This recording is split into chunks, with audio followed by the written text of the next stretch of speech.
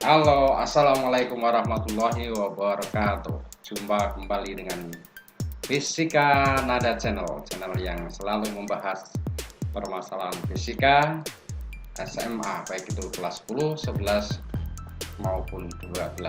Oke, masih melanjutkan materi di fisika kelas 12, yaitu tentang listrik statis. Kita sampai pada bagian ketiga, listrik statis part 3, yang nanti akan dibahas tentang energi potensial listrik, kemudian potensial listrik, serta kapasitor. Oke, cekidot, langsung ke TKW.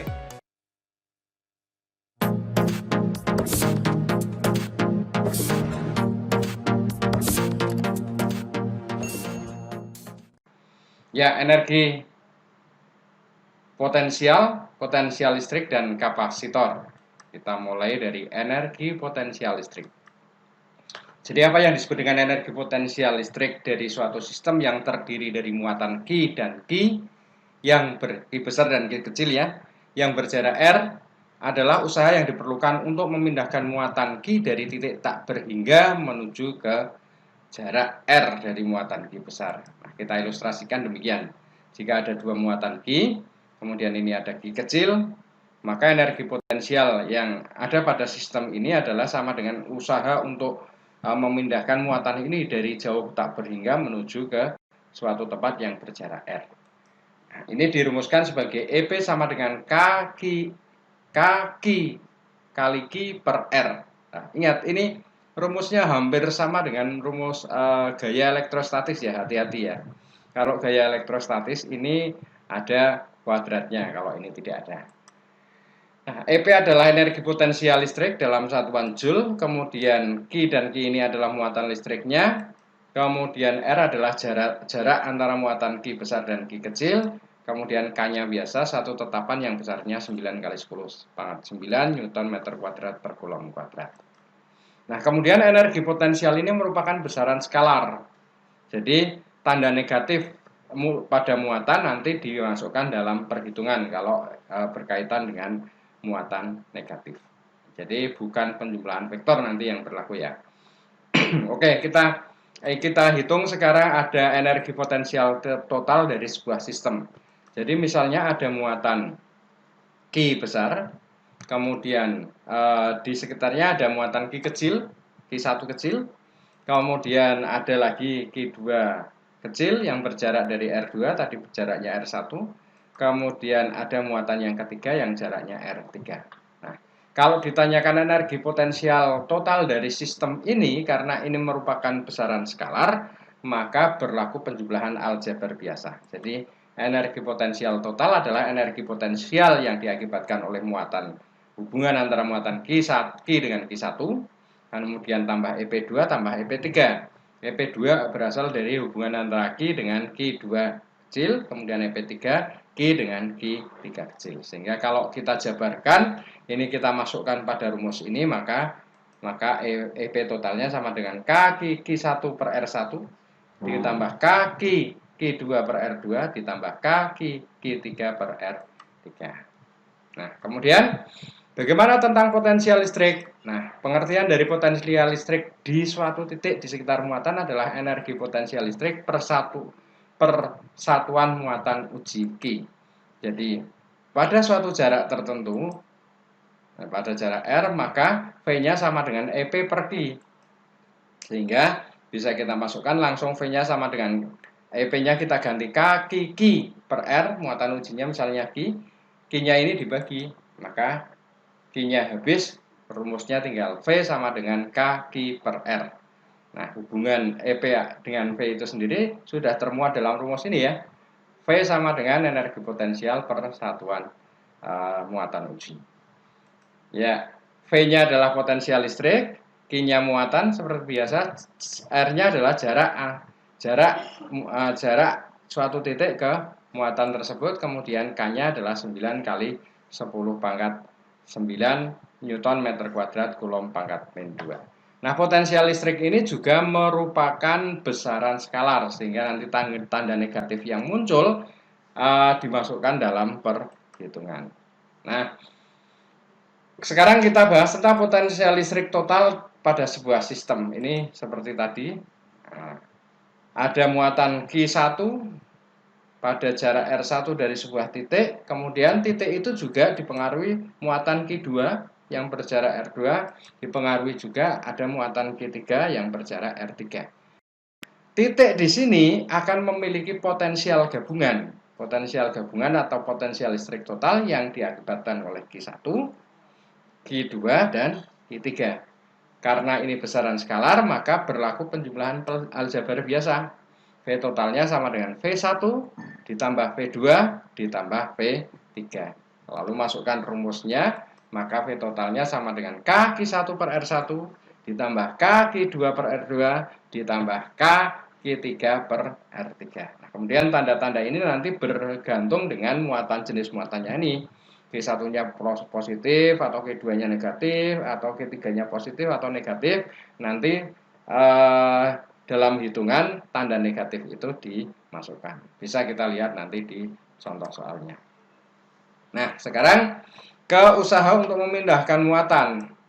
Jadi misalnya pada di daerah di sekitar muatan Q plus besar ini ada sebuah muatan lain yang lebih kecil yang akan kita pindahkan dari suatu titik menuju titik lain. Jadi jarak pertama misalnya muatan tersebut berada di titik yang jaraknya R1. Kemudian muatan ini ingin dipindah menuju ke jarak R2. Jadi menjadi lebih dekat ya. Jadi ini perpindahannya semacam ini ke sini. Nah, lalu yang dimaksud usaha untuk memindahkan muatan ini seberapa? Jadi usahanya itu selalu rumuskan sebagai W sama dengan delta EP atau W sama dengan EP2 dikurangi EP1 sehingga W-nya sama dengan EP-nya Q kali V2 dikurangi Q kali V1. Nah, ini yang disebut dengan usaha untuk memindahkan muatan. Jadi W sama dengan Q dalam kurung EV2 dikurangi V1 atau W sama dengan Q kali delta V. Ini adalah usaha untuk memindahkan muatan pada sekitar benda bermuatan listrik. Ya, kemudian kita bahas potensial listrik bola konduktor. Jadi kalau pada bagian kedua sudah kita bahas medan listrik pada bola konduktor, sekarang potensial listriknya bagaimana? Sebuah bola konduktor yang berjari-jari R, ini jari-jari R-nya, jari-jarinya R misalnya, akan memiliki potensial listrik. Nah, misalnya ini ada tempat lain yang berjari-jari R di luar bola, maka di dalam bola potensial listriknya sama dengan di permukaan bola. Nah, V di dalam bola sama dengan V di permukaan bola, dirumuskan kaki per R. Bandingkan dengan yang medan listrik yang berada pada video saya sebelumnya ya. Kemudian V di luar bola, rumusnya kaki per R. Nah, ini yang disebut dengan potensial listrik bola pada bola konduktor. Ya, yang selanjutnya kapasitor. Jadi apa yang dimaksud dengan kapasitor? Kapasitor ini adalah alat yang berfungsi untuk menyimpan muatan. Yang kita bahas tentang muatan, maka kapasitor ini berkaitan. Nah, kapasitor itu yang saya bahas adalah kapasitor bentuknya bermacam-macam sebetulnya. Nah, yang paling sederhana adalah kapasitor keping sejajar. Jadi kapasitor keping sejajar ini kapasitor yang terdiri dari dua buah keping yang didekatkan pada jarak tertentu. Nah, jaraknya misalnya D, kemudian dihubungkan dengan beda potensial tertentu, beda potensialnya V misalnya, maka pada kutub positif keping yang terhubung dengan kutub positif ini akan termuati muatan positif. Nah, muatannya tersimpan di sini, kemudian yang negatif akan tersimpan muatan Q negatif. Nah, dalam hal ini akan ada medan listrik dari muatan positif menuju muatan negatif. Nah, ini medan listriknya. Medan listrik di dalam kapasitor. Nah, berapa besarnya medan listrik ini dirumuskan secara sederhana bahwa medan listriknya adalah potensial dibagi dengan jarak antar keping atau V per D. Kita lihat keterangannya. E sama dengan medan listrik dalam volt per meter karena ini diperoleh dari potensial dibagi dengan jarak antar keping. Sehingga V ini beda potensial listriknya, kemudian D-nya adalah jarak antar kepingnya. Ini medan listrik yang berada pada kapasitor. Kemudian kapasitas kapasitor. Jadi kapasitor sebagai alat penyimpan muatan, seperti alat penyimpan yang lain, misalnya almari itu sebagai alat penyimpan pakaian, ada kapasitas penyimpanan dalam almari tersebut. Dia bisa menyimpan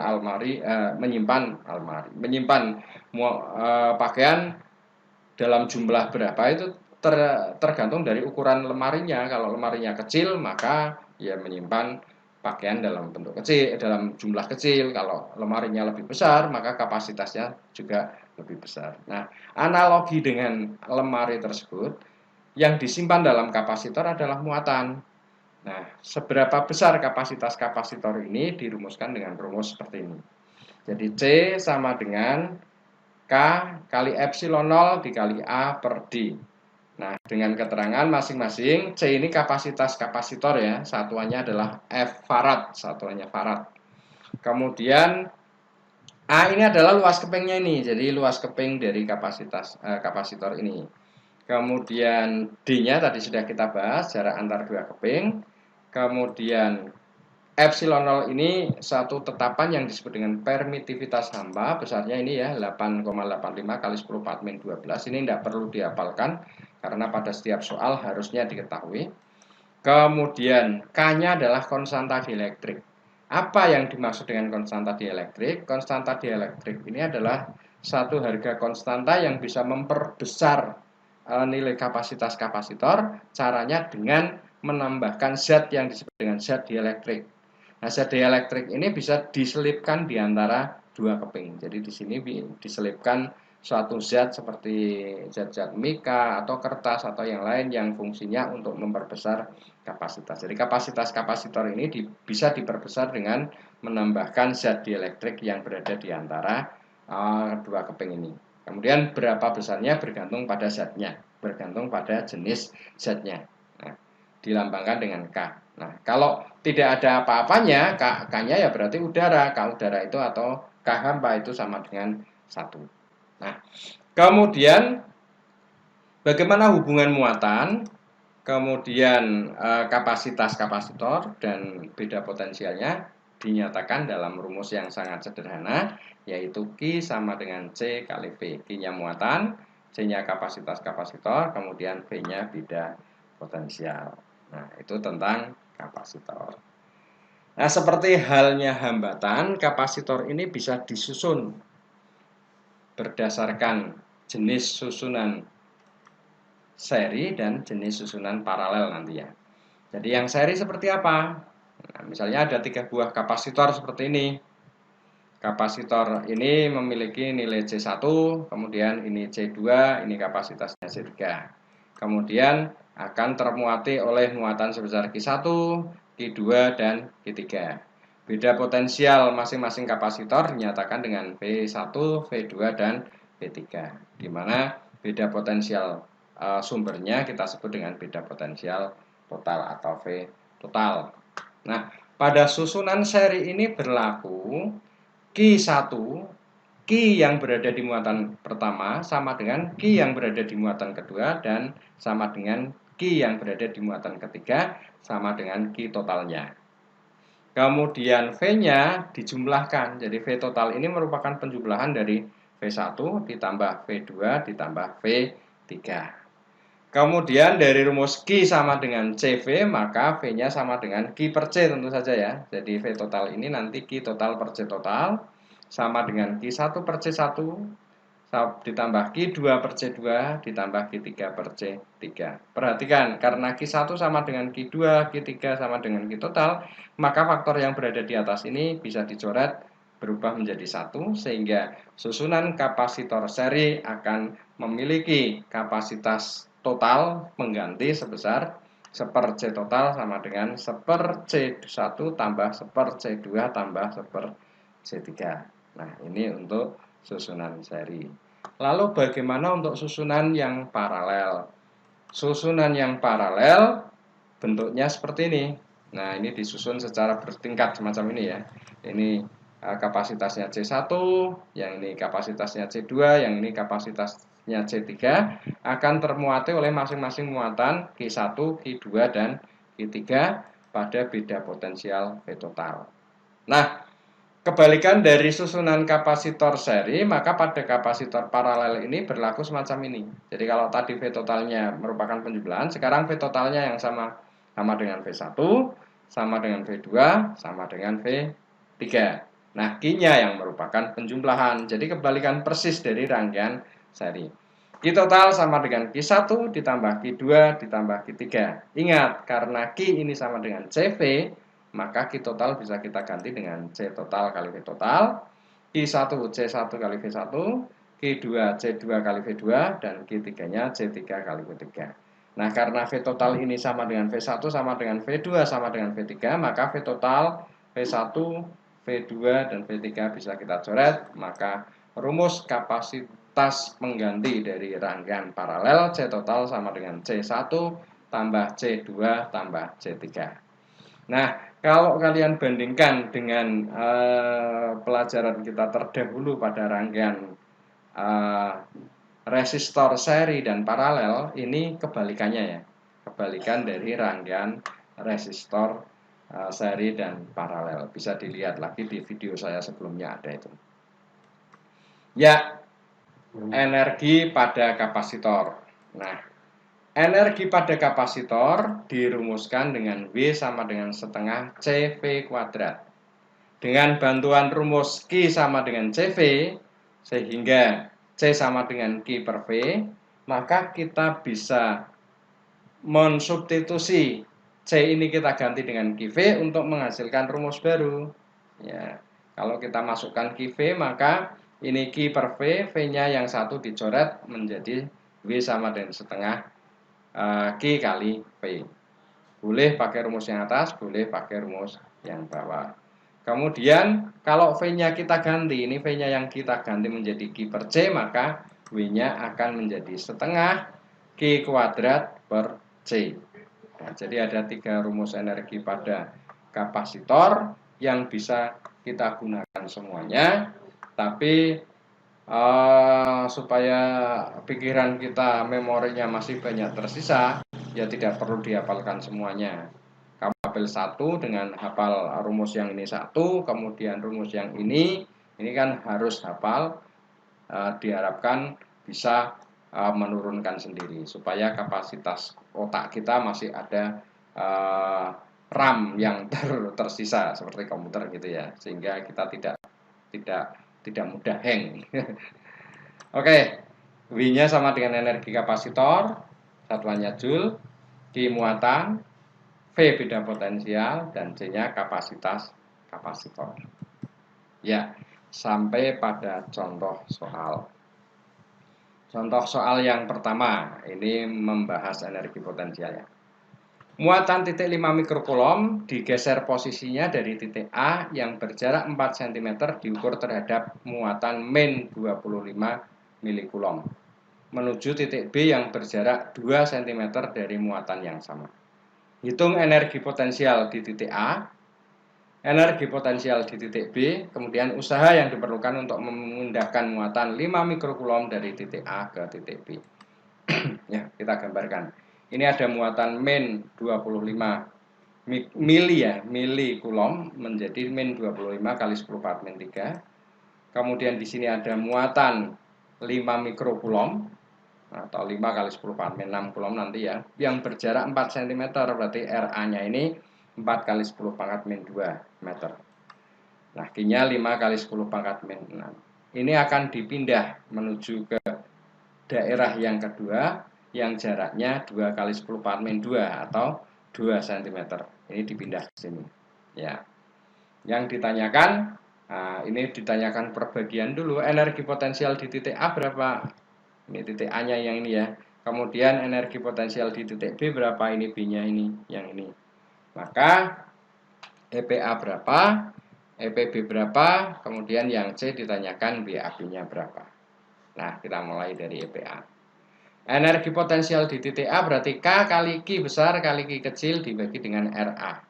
maka ini akan menjadi 9 kali 10 pangkat 9. Ingat, ini negatif, negatif dimasukkan ke hitungan. Min 25 kali 10 pangkat min 3 kali 5 kali 10 pangkat min 6 dibagi R-nya. Ingat, tidak kuadrat ya. Nah, 4 kali 10 pangkat min 2. Ini kalau dihitung akan sama dengan min 28125 Joule. Nah, ini hitungan. Ini bisa dihitung secara mudah sebetulnya. Kemudian EPB. K, Ki, kali Ki. Tetap Ki tapi jaraknya yang berubah. RB. Maka EPB-nya sama dengan 9 kali 10 pangkat 9 untuk mengganti K. Ki-nya masih min 25 kali 10 pangkat min 3. Kemudian Ki kecilnya ada 5 kali 10 pangkat min 6. Tetap sama. Yang berbeda adalah jaraknya R 2 kali 10 pangkat min 2. Maka energi potensial di titik B ini sama dengan min 56250 Joule. Nah, berapakah usaha untuk memindahkan muatan dari titik A menuju ke titik B? Usahanya gampang karena ini merupakan selisih ya. Selisih energi potensial di titik B dikurangi dengan energi potensial di titik A. Langsung kita masukkan. WAB-nya sama dengan min 56250 dikurangi min 28125. Tentu saja akan ketemu min 28125 Joule. Ini tentang energi potensial dan usaha untuk memindah muatan. Oke, kita lanjut contoh soal yang kedua. Contoh soal yang kedua ini tentang potensial listrik. Ada 4 buah muatan masing-masing 10 mikrokulom. Ini langsung diubah ke 10 pangkat 10 kali 10 pangkat min 6. Kemudian muatan yang kedua Q2 20 kali 10 pangkat min 6 20 mikrokulom.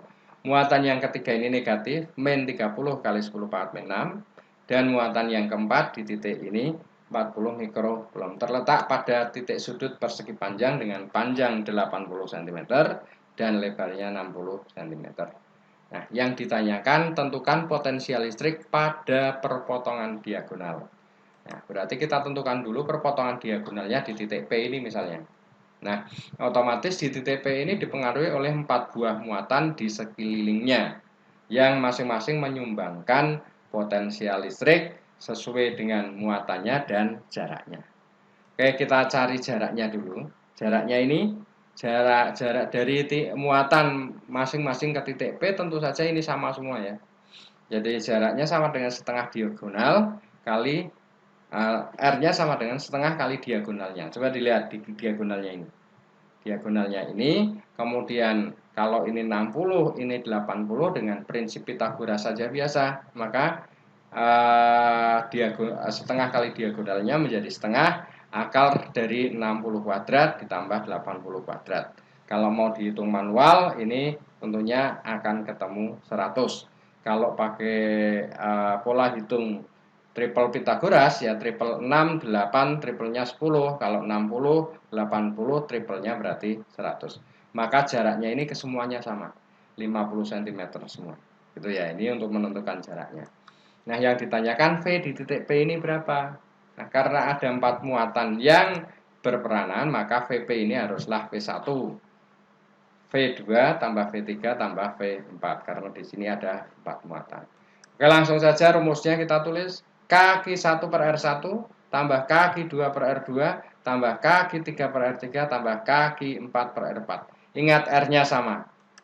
Nah, jadi R-nya sama sehingga K per R-nya ini bisa kita keluarkan untuk mempermudah hitungan. Jadi VPK per R-nya kita keluarkan tinggal Q1 tambah Q2 tambah Q3 tambah Q4. Tentu saja ini mudah saja, langsung kita masukkan. K-nya 9 kali 10 pangkat 9 dibagi 5 kali 10 pangkat min 1, 50 cm ya, jadi meter. Kemudian Q1-nya masukkan 10 kali 10 pangkat min 6, Q2-nya 10 kali 10 pangkat min 6, ya 20 kali 10 pangkat min 6. Kemudian Q3-nya ingat, negatif, maka dimasukkan negatif. Karena ini membahas tentang potensial. Kemudian ditambah Q4-nya adalah 40 kali 10 pangkat min 6.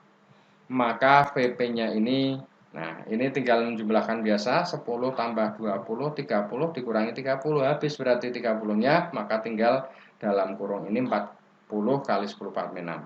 Sehingga akan ketemu VP-nya sama dengan 72 kali 10 pangkat 4 satuannya volt. Nah, ini cara menghitung potensial yang diakibatkan oleh 4 buah muatan.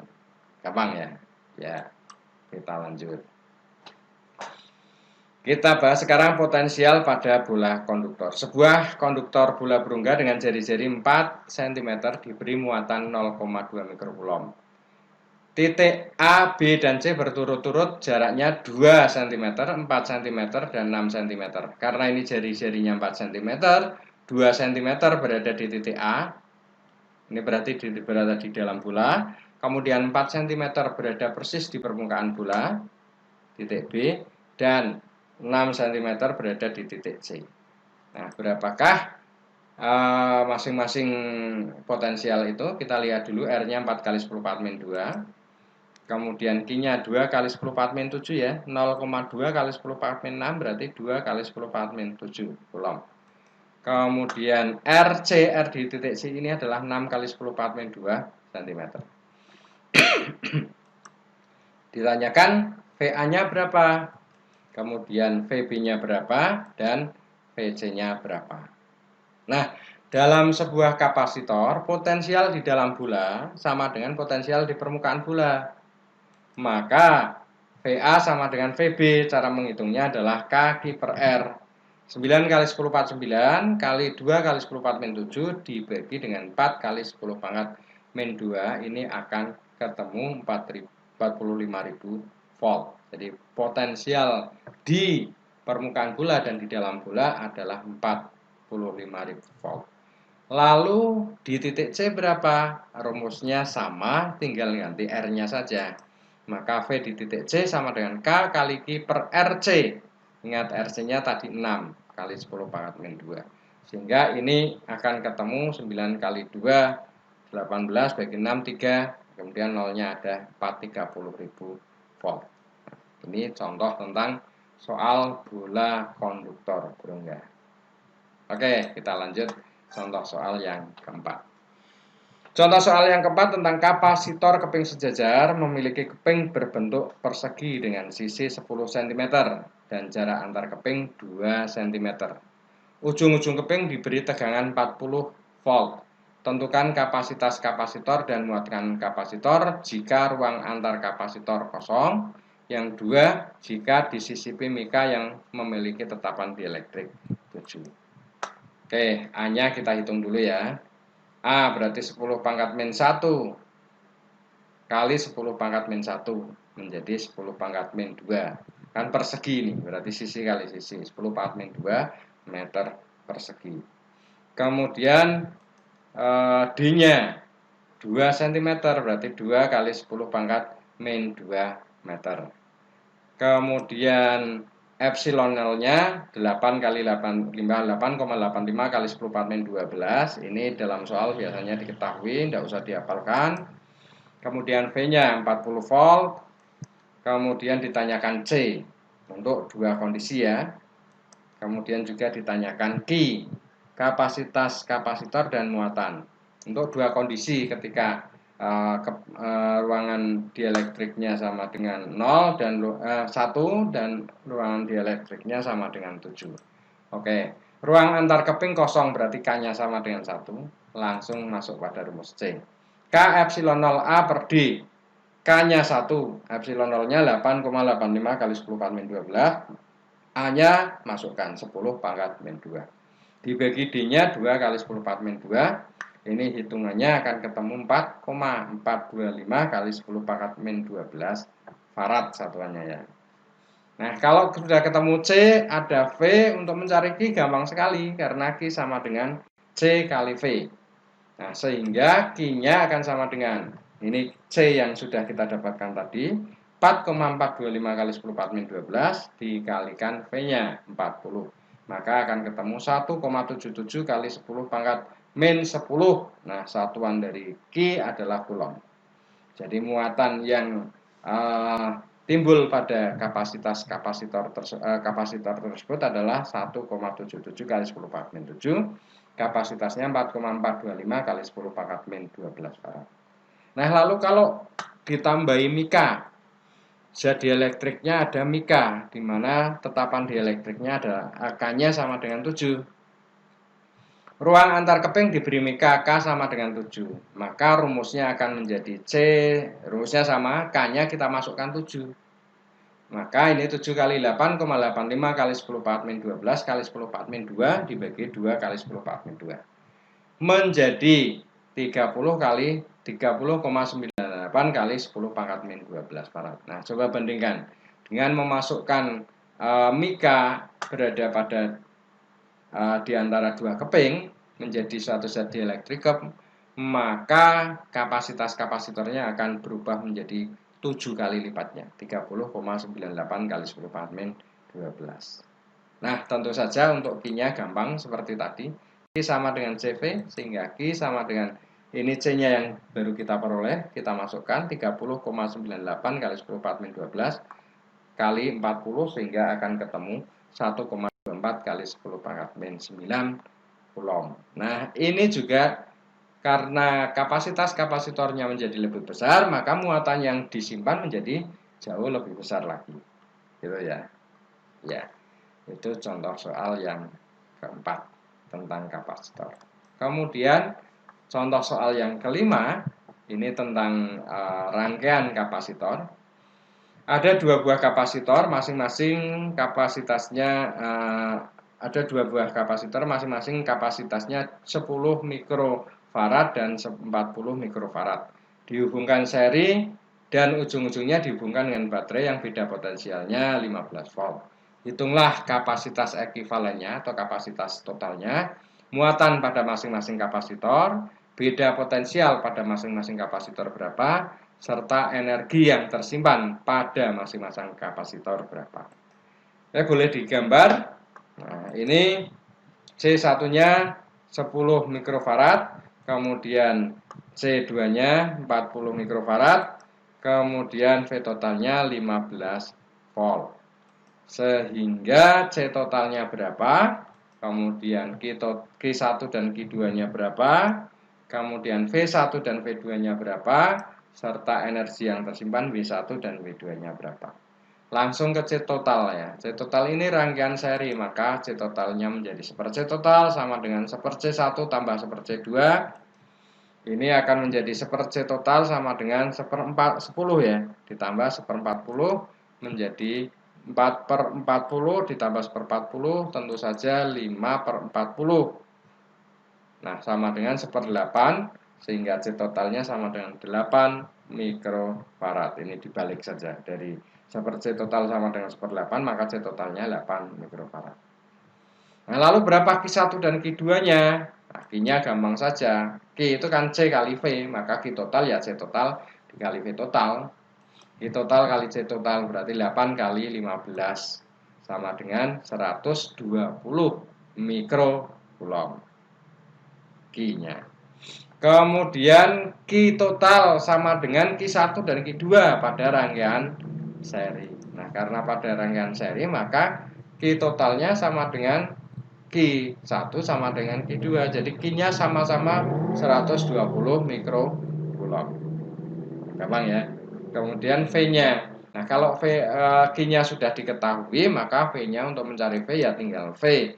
Rumusnya, kalau dari tadi Q sama dengan C kali V, maka V Q per C.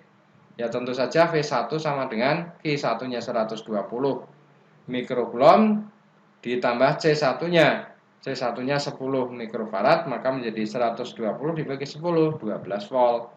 Kemudian V2-nya Q2 per C2, maka 120 dibagi 40 sama dengan 3 volt. Nah, yang menarik di sini coba ditambahkan V1 12, V2 sama dengan 3, maka 12 ditambah 3 sesuai dengan konsep dari aturan rangkaian seri di mana tegangan adalah dijumlah, maka jumlah tegangannya ini sama dengan tegangan totalnya. 12 ini 3, 12 tambah 3 15 biasanya ya. Nah, lalu kita aplikasikan juga pada energi yang tersimpan. Energi yang tersimpan adalah W1 dan W2. Ya, mudah saja karena W rumusnya ada setengah C1 V1 kuadrat. Maka setengah kali C1-nya adalah 10 mikrofarad, 10 kali 10 4 6 dikali V1-nya 12 kuadrat. Maka ini akan menjadi setengah kali 10 kali 10 pangkat min 6, 12 kuadrat 144 ya. Nanti ketemunya 72 kali 10 pangkat min 5 Joule. Kemudian yang W2 setengah C2 V2 kuadrat berarti ya. Nah, berarti W2 nya sama dengan setengah dikali 40 kali 10 pangkat min 6 kali 3 kuadrat karena V-nya 3. Ini akan dihitung secara matematik sederhana, ini akan menjadi 18 kali 10 pangkat min 5 Joule. Nah, ini tentang rangkaian kapasitor. Oke, mungkin sampai di sini dulu video pembelajaran kali ini yang membahas tentang energi potensial, dan kapasitor. Tentu akan kita sambung pada video-video selanjutnya. Jangan lupa subscribe, like, komen, dan share jika dirasa video ini bermanfaat bagi kalian. Oke, paling akhir, assalamualaikum warahmatullahi wabarakatuh. Salam fisika.